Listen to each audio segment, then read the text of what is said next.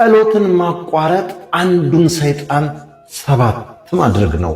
ጸሎት እያቋረጥን ላስቸገርን ሰዎች ይህ ታሪክ አስተማሪ ነው። በዜና አበው በጸሎት ሕይወቱ ሁሉ ጊዜ የሚተጋ ወጣት አባት ነበር። ሰይጣን በማያቋርጠው የጸሎት ትጋቱ ቀንቶ ደዌም በሽታ መጣበት። ቆሞ እንዳይጸልይ ያደረገው እርሱ ግን ቁጭ ብሎ ጸሎቱን ቀጠለ። እንዳይቀመጥ አድርጎ አሻሻለው በሽታውን። ይህም አባት ፈተናው ገብቶት ስለነበር ተኝቶ መጸለይን ገንዘብ አደረገ። ፈታኙ እስኪሰለቸው ድረስ በብዙ ፈተና ታገለው።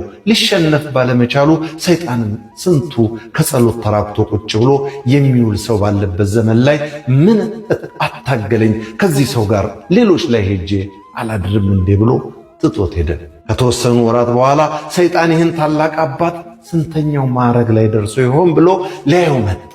ነገር ግን ይህ አባት ፈተናው ጠፍቶለት ስለነበር ጸሎቱን ትቶ እርሻ ስራ ላይ ተሰማርቶ አገኘው።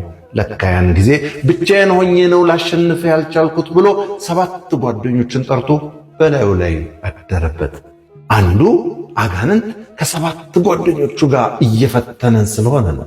ጸሎትን ስታቋርጥ አጋንንት በጥፍ ለምን ይበረታል?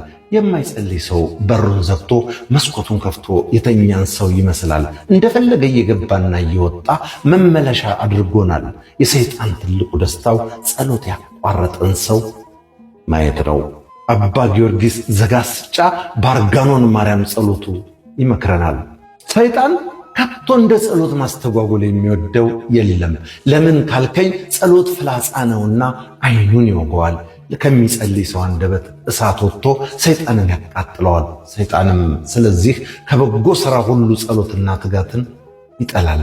ክፉ ቀን ከጸሎት ውጭ መሸጋገሪያ ድልድይ የለውምና ሚዛናዊ ሕሊና፣ የጸና አቋም እንዲኖረን በዚህ ዘመን አብዝተን እንጸልይ። ቀሪ ዘመናችን ለጸሎት እናውለው ዘንድ ቸርነቱን በሁላችን ላይ ያኑርልን። ትዝታዬን ለእኔ ትዝታዬን ላንቺ እንዳዘጋጀው በለጠ ሸቴ ዘሀገረ ኢትዮጵያ እንዳቀረበው